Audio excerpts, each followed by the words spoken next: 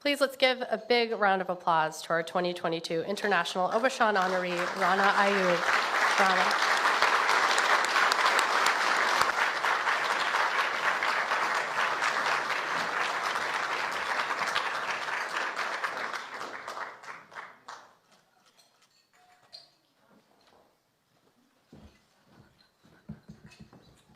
Thank you so much to National Press Club, to Jen, to Bill, for this honor. Like Jen said, the day they called me to announce that I am the recipient of the Aubuchon honor this year, I was in hiding because one of my colleagues, a journalist, a friend of mine, who's a co-accused with me in a case, was behind bars for a tweet he wrote 4 years ago.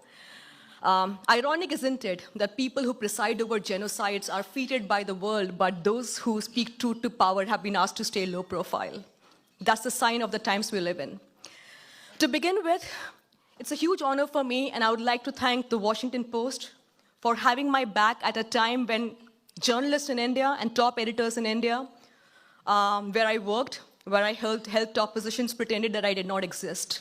Post-2014, when Mr. Modi became the Prime Minister of India.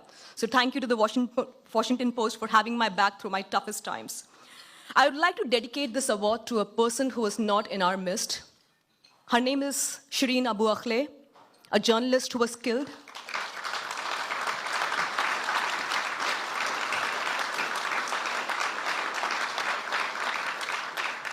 Shireen didn't have to die. She didn't have to be murdered. She should have been right here with us. In her life and her death, Shireen exposed the hypocrisy and dual standards of the world on human rights.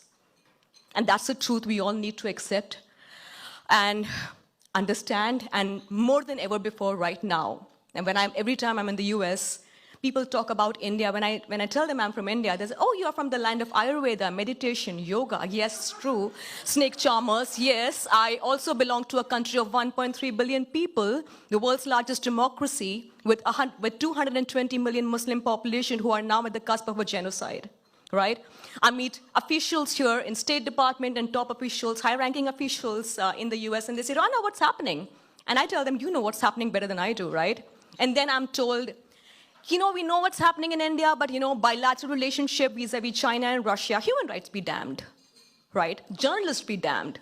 And so ironic, 2 weeks ago, the US State Department was questioned about the immunity being given to MBS when he was traveling, and they cited the example of Narendra Modi, that even he was given similar immunity. So they did my job in a way. By comparing MBS with Narendra Modi, that's exactly what I've been doing. Right? Trying to tell the world that the man who you put on the cover of The Economist and Time is a man who has blood on his hands. He has. In 2002, 1,000 Muslims were massacred in a span of 2 days when Mr. Modi was the Chief Minister of Gujarat. And we never even thought it as a joke that this man will become the Prime Minister. So much so the United States would not allow him entry into the US. And now you look at him. He has just taken over the presidency of G20. For this very speech, my country will tell me that I'm unpatriotic. I believe that I love India more than I love any other country in the world. I love my country, which is why I'm here risking everything to speak, because this could potentially be my last trip out of India. On the 13th, in a week from now, I will know my fate. I know if a non-bailable warrant will be issued against me. I don't know if I'm going to be arrested on arrival. As soon as I got here, a charge sheet was filed against me, which means I cannot leave India after this. I'm going to use this opportunity to tell you the story of India in a gist. It's a big story. In a gist. So when I leave, I know that some of you will speak about this story that the world needs to hear urgently. It's a story not just about the persecution of Muslim minorities. It's the story of India, the world's largest democracy, sliding into a state of fascism. India's Home Minister, Amit Shah, was a man, unfortunately and fortunately, I put behind bars in 2010 with my investigation when I published its called Records. I was about 25. And then I went undercover with 8 cameras on my body, posing as a Hindu nationalist girl for American Film Institute Conservatory. I went undercover and I met all the high-ranking officials in the Modi government, including Mr. Modi himself. And that investigation was killed.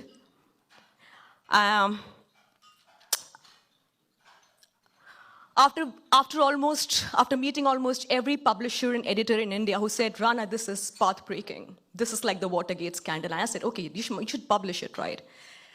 We could, but things are tough. And I understand that, right? We don't have an independent press in India anymore. The world's largest democracy, the Prime Minister of India, has not taken a single press conference in the last 8 years. The Home Minister of India, the most powerful man, recently said that the 2002 genocide of Muslims, Mr. Modi taught the anti-nationals a lesson. Shouldn't the world be outraged? What will it take for the world to be outraged is what I keep wondering all the time when I come to the US, when I travel the world. What will it take for the world to understand that we are looking at the world's largest democracy, the land of Gandhi, right? But at this point of time, his assassin is being worshipped. Gandhi's assassin, people want to build a bust of him. We have a prime minister who routinely dog whistles against Muslims. You're all eating beef here, right? A beef steak? You could be killed for eating beef in India, especially if you're a Muslim. The number of Muslims who have been lynched in the last 8 years of Mr. Modi's government for just allegedly consuming beef. And that's just one of the things that has been thrown at India's Muslim minority. Why am I attacked so much? Because unfortunately and fortunately, I also happen to be a Muslim and a woman. How dare I speak? How dare I speak in a country which does not consider me an equal? How dare I speak in a country where I'm supposed to be a second-class citizen of the country? So I'm here in the United States receiving this award, trying to feel less alone at a time when I do feel very lonely. This year, when the government filed money laundering charges against me, the Indian media just had me as the story, when my entire life and my entire family was made a free-for-all. There were television cameras parked exactly right opposite my house saying, we are getting first visuals of Rana Ayyub's house. I don't have a private life. When I go for a walk, I feel, when my neighbors look at me, I feel like, are they judging me? And I feel like all the time. Both my brothers have lost the job because of the call that I have taken to be a journalist. Both my brothers, who are publishers, are no longer in office because they got to know that they're my siblings.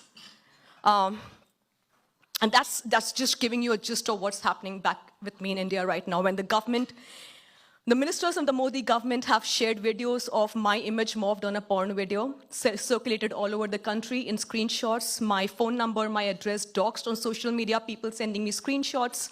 The spokesperson of Mr. Modi's party put out a tweet saying Rana's father soliciting prostitutes sitting in Germany when my father has never left the country was dementia.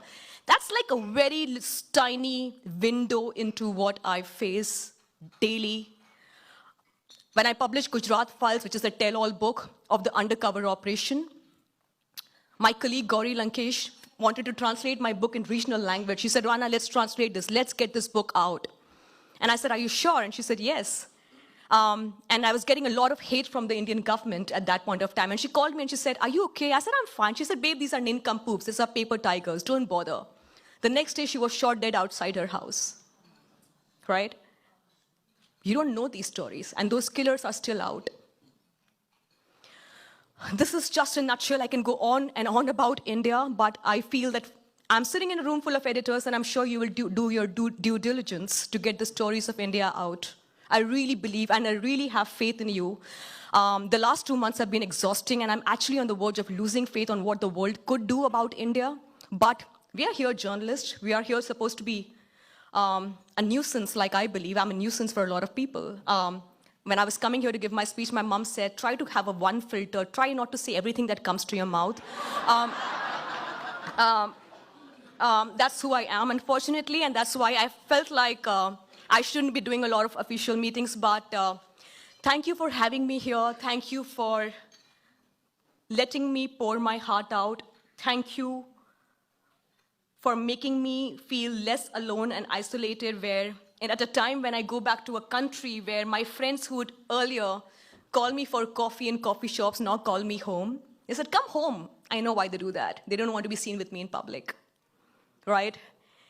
I can't tell you how isolating that is, to be living like a criminal in my own country, a country who keeps asking me for a test of patriotism every single day, even if I could just pour my heart out. So thank you so much. I really appreciate you listening to me and my 5 minutes of whatever. Thank you so much. It means a lot to me. Thank you.